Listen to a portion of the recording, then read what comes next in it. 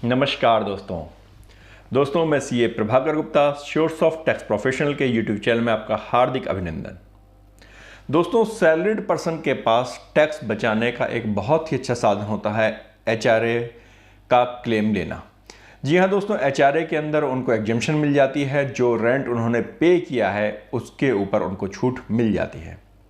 दोस्तों, आज हम इस वीडियो में आपको बताने जा रहे हैं कि यदि आप एचआरए का क्लेम करते हैं तो आपको किन बातों का ध्यान रखना होगा।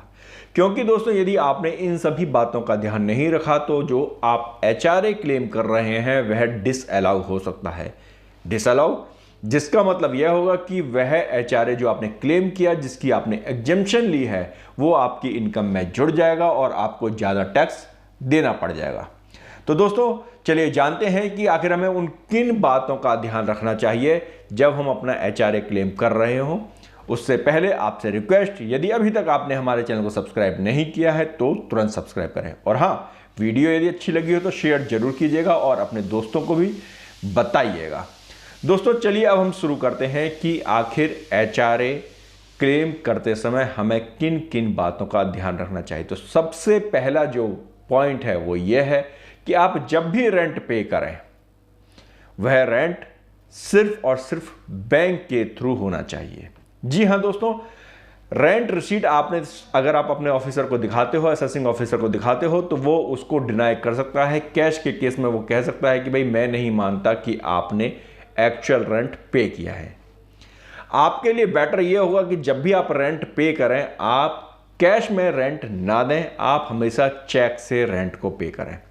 जिससे पहली चीज, असेसिंग ऑफिसर के पास ये कोई भी डाउट नहीं क्रिएट होगा कि आपने रेंट नहीं दिया था। दूसरा, आपने रेंट कम दिया था या ज्यादा दिया था उसकी भी जरूरत नहीं पड़ेगी। तीसरा, सपोज आपके पास अगर रेंट रिसीट नहीं भी होती है लेकिन बैंक में अगर ट्रांजैक्शन है तो आप उसे प्रूव कर सकते हो कि जी मैंने रेंट को पे किया था। दोस्तों, दूसरी बात, अगर आप किसी भी लैंडलॉर्ड को रेंट पे करते हैं और वो रेंट आपका 1 लाख रुपए सालाना यानी कि 1 लाख पर एनम से ज्यादा होता है, यानी 8,333 रुपए से ज्यादा हर महीने अगर आप रेंट पे करते हैं तो ध्यान रखिए कि आप उस लैंडलॉर्ड का पैन नंबर जरूर रखें अपने पास। जी हां, पहली बात, बैंक से आप पेमेंट करेंगे। दूसरा, आप उसका पैन नंबर रखें, क्योंकि जब आप अपने इनकम टैक्स रिटर्न को फाइल करेंगे तो वहां पर आपको अपने लैंडलॉर्ड का पैन नंबर डालना भी जरूरी होगा। तीसरी महत्वपूर्ण बात, वो तीसरी बात क्या है दोस्तों, वह यह है कि यदि आप रेंट 50,000 रुपए से ज्यादा पे करते हैं और आप उसका एचआरए भी क्लेम कर रहे हैं तो ध्यान रखिए कि आपने रेंट पे करते समय टीडीएस भी डिडक्ट किया हो। जी हां, आप इंडिविजुअल हैं और यदि आप 50,000 रुपए से ज्यादा का रेंट पे करते हैं तो उस केस में 50,000 रुपए पर मंथ की मैं यहां पे बात कर रहा हूं, एनुअल नहीं बात कर रहा। तो यदि आप 50,000 रुपए पर मंथ यानी साल में आप 6 लाख रुपए से ज्यादा का आप रेंट पे करते हैं तो उस केस में आपको उसका टीडीएस काटना होगा। 5% के रेट से टीडीएस काट के जमा भी कराना होगा। तो दोस्तों, आप अगर रेंट पे कर रहे हैं, आप सोचें कि साहब मैं तो इंडिविजुअल हूं इसलिए रेंट दिया था, तो भी आपको टीडीएस काटना जरूरी है।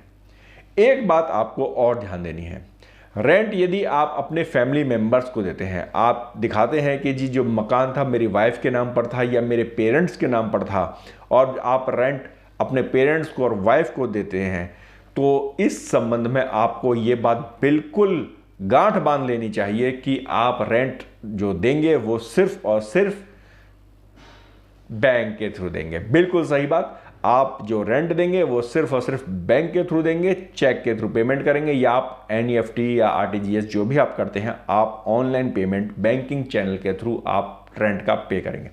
दूसरी बात, आपको एक बात और ध्यान रखनी है, यदि आप अपने फैमिली मेंबर्स में अगर आप एचआरए क्लेम करने के लिए आप रेंट पे करते हैं तो उनकी आईटीआर में इनकम फ्रॉम हाउस प्रॉपर्टी के अंदर उस रेंट को जरूर शो करें। जी हां दोस्तों, उस रेंट को जरूर शो करें, जिससे कि कल को यदि असेसिंग ऑफिसर कहता है कि ये आपने रेंट एक्चुअल में नहीं दिया था क्योंकि वो फैमिली मेंबर्स है, तो पहला आपने बैंक स्टेटमेंट से अपने वेरीफाई करा दिया कि जी मैंने एक्चुअल में रेंट पे किया है। दूसरा, आपके जो फैमिली मेंबर्स हैं उन्होंने चूंकि रेंट लिया है, उन्होंने अपनी इनकम के अंदर उस रेंट को दिखाया है। तो फिर असेसिंग ऑफिसर के पास कोई ऑप्शन नहीं रह जाएगा आपके एचआरए को अलाउ कर देगा, यानी वो किसी भी हालत में आपके एचआरए को डिसअलाउ नहीं कर पाएगा। तो दोस्तों आपको बस इन छोटी सी चीज़ों का ध्यान रखना है। और हाँ, एक ध्यान आपको और रखना है, वो क्या, अभी तक यदि आपने सब्सक्राइब नहीं किया हमारा चैनल तो तुरंत सब्सक्राइब कीजिए और दोस्तों के साथ शेयर जरूर कीजिए। धन्यवाद।